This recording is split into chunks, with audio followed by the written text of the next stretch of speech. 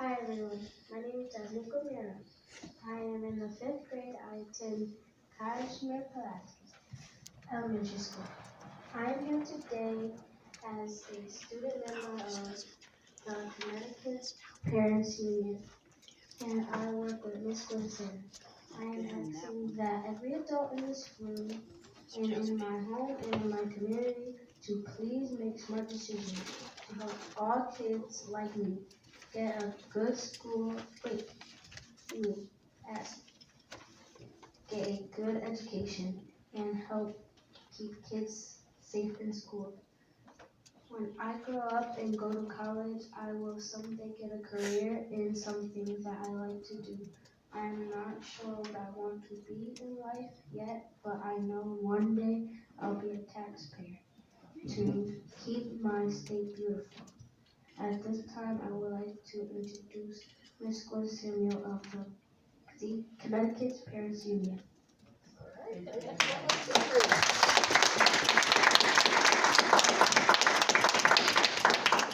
So I know I should be sitting at the chair being politically correct, but there's so thank you all for being here. And first and foremost, my name is Gwen Samuel, and I am a mom. I am a grandma. I am an active voter. And like all of us in this room, whether we like it or not, which most of us don't, we are taxpayers. So today, I spoke to some of our members at the Connecticut Parents Union.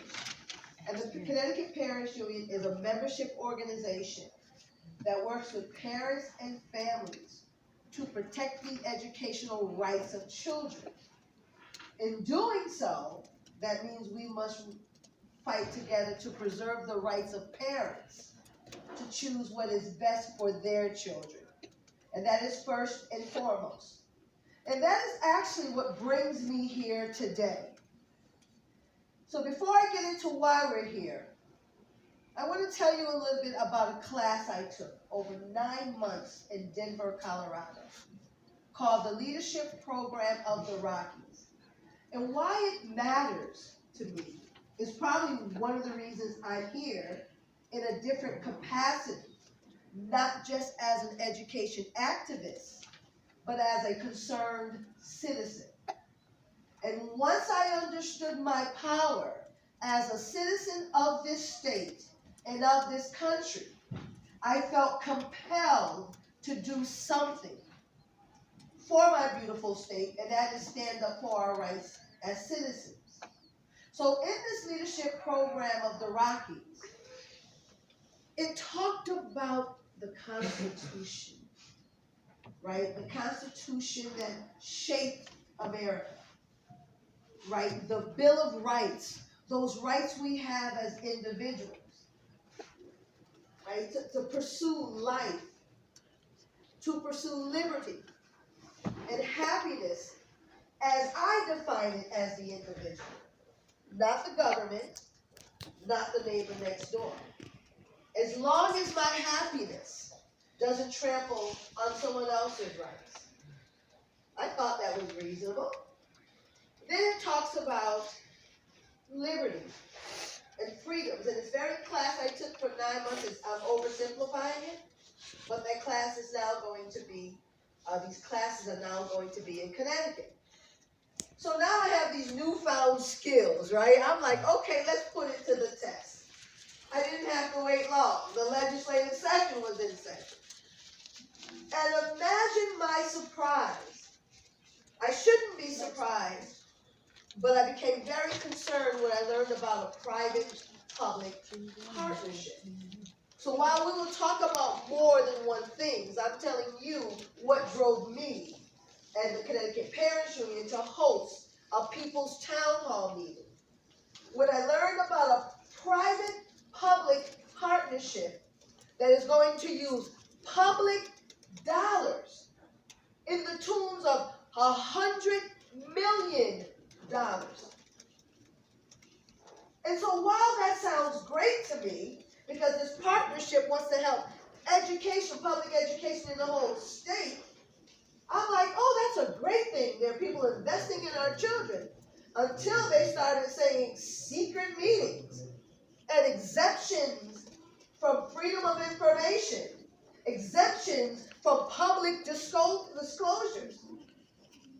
Then my training kicked in because I wanted to understand, how can there be anything private in public spaces with public dollars? As people are working hard every single day to put food on their tables, to keep a roof over their heads, to make informed decisions to give their children the best education possible. So I thought we needed, as citizens of Connecticut, to understand better, to understand the role of government, right? The role of elected officials, the role of mayors and city council people, and the role of us as taxpayers. The days of blindly pulling voting levers down and crossing our fingers and hoping that the people we put into office will represent our voice is over. We have to work in lockstep with individuals we put into office. And the question becomes, what happens when the will of the people is not being met by their decisions? So I'd like to thank State Representative Gail Lavallée, because she was teaching us while all of this was happening during the session. Imagine trying to make decisions, pass laws, teach constituents. But yet she took the time, pushing back, and she's one of many. I'm referencing her because I see her. I thank her for reserving the room for us, because she could have said, it's summer, the session is over. Schedule with my legislative aide and I'll get back with you. But that is not what she did. Because decisions happen every single day, whether it is summer or not. So that is why we're here today. To make sure that the rights of the citizens of Connecticut are not only protected, but that the dollars we pay into our government are spent responsibly, and that we know how you're spending it. So let us be clear for the record, this is not a black thing, this is not a white thing, this is not a Hispanic thing, this is a green thing, okay, ladies and gentlemen? And the green being the taxes that we pay. So I invited a former mayor. They'll introduce yourself. Again, we are doing the People's Town Hall, literally. I didn't have any fancy tags. So everyone use your listening skill and your verbal skills. Introduce yourself. CTN said make sure you press the buttons. There are buttons on this mic. Ms. Lavallée, we might have to defer to the legislature. Make sure we're pressing the buttons correctly. And by the way, y'all, we paid for the buttons too. I just want you to know, we paid for the speaker buttons. Everything in this room belongs to the people. We elect those to represent our voice, which is still on behalf of the people. But at the end of the day, we have too much of a beautiful state with beautiful, amazing people who want to work together, who want to be a family. But the politics divide us. The politics makes it them versus us. This is a starter conversation, hoping that we will figure out strategic ways to work together, to preserve this beautiful state, bring families back into Connecticut, bring businesses back into Connecticut, help our small businesses thrive in Connecticut. So this is not public sector versus private sector. These are the citizens of Connecticut sector. And we will have to do better to continue to support our great state. So again, I have guest speakers here that will speak with you.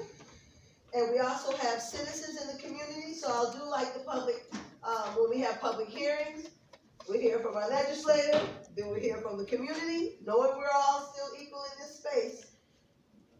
And with the goal of understanding what is the role of an elected official. We vote, but do we really know what their role is? What is the role of this building? And so we're going to be very mindful of your time. So thank you all for your time sacrifice today. For those in TV land, I'm trying to figure out the whole TV angle thing, so just talk regular. I don't know how it all works, but I know we pay for it, so we might as well make sure it works well. And then we'll have a Q&A session with some of the experts we have here. So briefly, I will introduce some of our guests, and then we're going to, but before I do that, we would like to have some remarks from State Representative Lavaya, but you can't invite us to the building, we not know. So we would like some opening, because we do have guests from out of state. We have some people that are here for the very first time, right? And we hope it's not the last. So if you can give us some remarks, if you want. Where would you like me to go, Gwen? Where? Okay, right over here is figure out a mic, so y'all can see you. Do all the cameras work? Because we pay a lot of money for them, right? Yes. Okay. Thank you. And here's your phone. Oh, thank you. Good afternoon, and I really, Gwen is so eloquent, and she's brought up so many things that are so important, and she works hard, and she's been at this I've been in the legislature 9 years, and she's been at this in one way or another the whole time, and started out with charter schools and went on from there. So I admire very much what she has to say. And it's particularly relevant today because I've walked in here from another room where I'm actually, and I will have to go back there at some point, there is a hearing going on about some misuse of funds, no bid contracts, misclassification of employees, and so on at the Connecticut Port Authority, which is a quasi-public agency, and the roles and responsibilities of quasi-public agencies have always been a bit obscure because they're always characterized as being more nimble because they have fewer constraints in terms of reporting and accountability. So that's what we're talking about in there.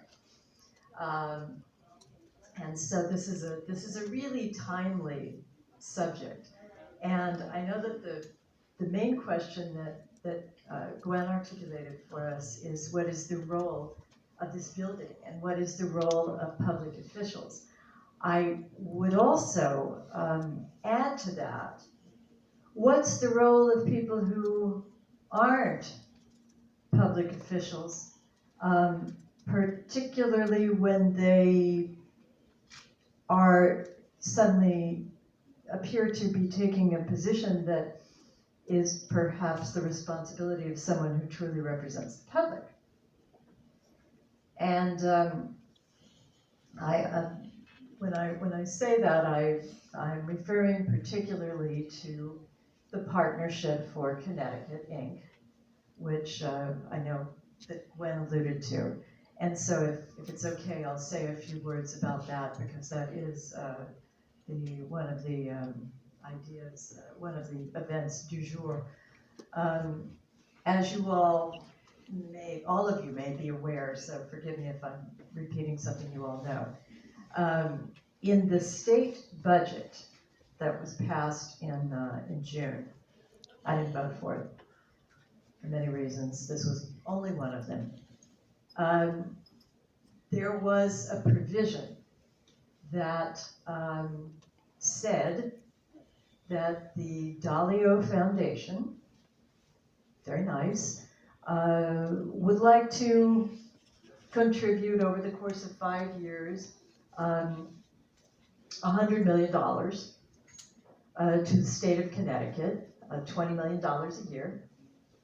And that would be for the purposes of social entrepreneurship and financial inclusion. I'm not sure what those terms mean, and I did ask on the floor at the time. I still don't know because I didn't really get an answer. But they did want, in any event, and the aim is admirable, to contribute to the improvement of Connecticut's public schools. That's great.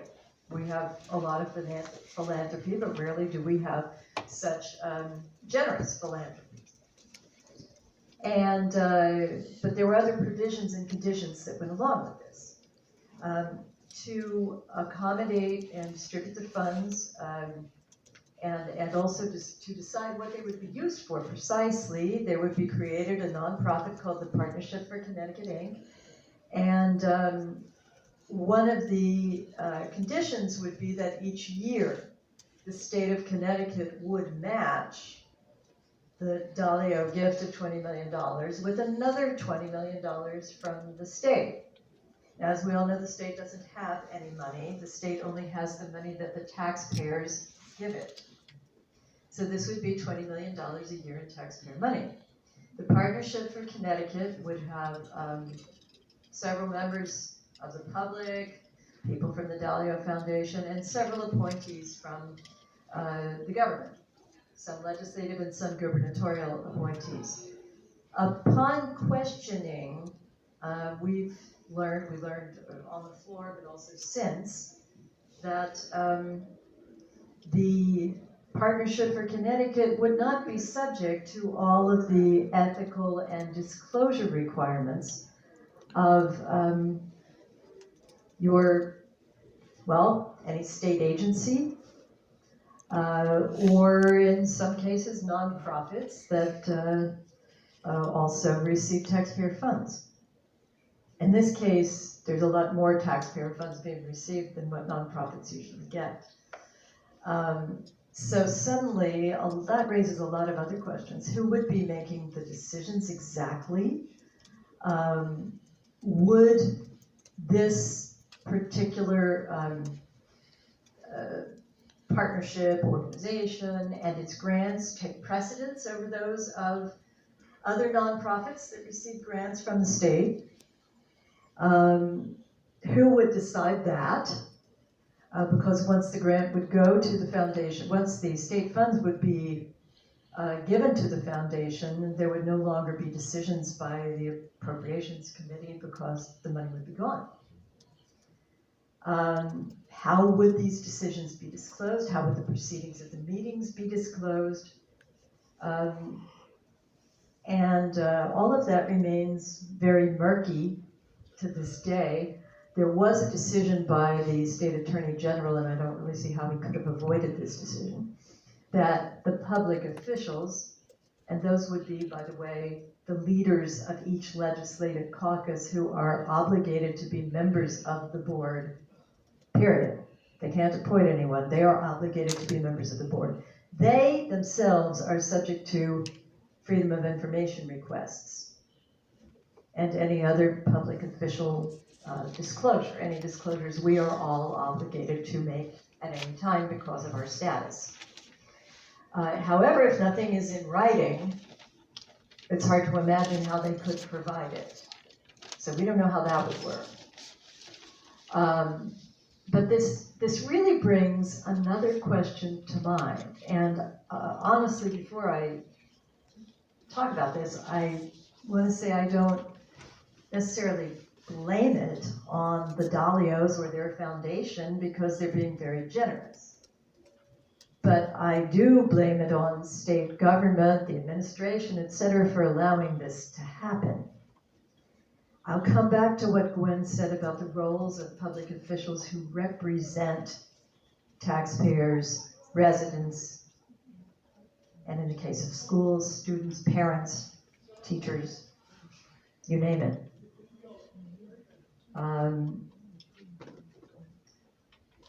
Public policy, as long as I've been alive, has been the responsibility of elected representatives to make, or at least of their direct appointees. So you should expect your legislators to make public policy, and you should expect your governor and, okay, the people whom he appoints to run his agencies that are funded by taxpayer money. All of that is the responsibility of government. Think tanks exist, they make suggestions, but they do not make policy. And what has happened here unless something changes with the configuration of this Dalio Foundation's, well, no, let me not say that, the Partnership of Connecticut, is that suddenly this private foundation is being allowed to be in the position of taking on the role of public officials in government. It is being allowed to, by virtue of its generous donation of funds, itself make public policy without holding any elected position that would give it that privilege. This is my chief concern with this situation. And it is crucial that people be aware of it, that it be addressed, and that while we acknowledge the great generosity of this gift, that it not be allowed to continue without this essential oversight. Thank you, Gwen. Thank you so much. And this all matters. So whether education might not be an area of concern for you, it should be, because you pay for it. Some people say, well, my kids aren't in the schools. Well, newsflash, you pay for it. Every single one of us. You might care about infrastructure. You might care about the roads. Or the tolls. We're not going to go down the toll lane, but the tolls, right? We were trying to tax cats. I'm still trying to understand that. The poor cats just want scratchy pulls and catnip. And we were going after the cats. So I'm like, when we're becoming extreme like that, then I have to wonder, are we paying attention to the pocketbook? Versus just putting all of it in the hands. And why I appreciate, again, first I'd like to give a shout out. I see State Representative Brandon McGee. Was he here? I think he was here earlier. I thought I saw him. He might have left. So I just wanted to acknowledge any legislators that might be in the room. I will say Representative Candelora did say he would try to attend. And for the record, I want to put it on the record that Attorney General Tom did try to adjust his schedule to be here. And again, I appreciate all of that so we can become more informed about the process. That is what this is about. So whatever your passion is, whatever drives you to want to know what's happening, we have to want to know what is happening in this building. The days of ostrich, head in sand, have to be over. If we are going to survive as a state, as we're going to survive and leave a legacy for our children versus leaving burdens for our children. And so when they graduate college and get a career, they're going to have to try to fix the mess that we as adults were supposed to be making in their best interest. So I'm going to go into here quickly from Maria Gonzalez, Cordero, excuse me, and then I'm going to go back and forth so that we can get different perspectives so we'll know what, to understand why we're here. So if you can give a few words as a grandma. There's a mic right there. Okay, there we go. Testing. Okay. Well, I'm grateful to be here and honored. When she brought this to my attention, I was like livid. I was like, I couldn't believe that. So, like I tell others that I always come in contact with, I address the fact that you need to be more aware of who's running in office. That's the bottom line. You need to know what is their job description as far as being your voice in your town, in the state level, whatever levels that they're representing your town, you need to be aware. And, a lot, don't realize that it's important to make it their business. Others, oh, I don't want to be bothered. Well, guess what? You're a taxpayer. And your dollars are being invested. And if you're not aware of where your dollars are going, you need to make it very important that you are aware. And that's my thing, especially with what happened with Puerto Rico. I am so happy things got done. And this will still continue to get done because the people are finally standing up. And that's what every state, surrounding, national, need to do. They need to do their homework and they need to hold everyone accountable for their actions. And the transparency has to be there. And that's all I'm gonna say. Thank you. so much. So if you're looking for some more minutes, this is it, right? So we are gonna make this happen. With this being said, I would like to introduce you to Thomas Hennick. And, okay, he looked at me, gave the thumbs up, that wasn't what I was saying earlier. I'm working it out, ladies and gentlemen. And the reason why he's a public education officer for the Freedom of Information Commission. And so this helps, the goal was some of our invited guests can help put in context what State Representative LaValle is saying, what we all are concerned about. And so now I want to understand, what are our rights? How do we access this information? And what happens when it's not transparent?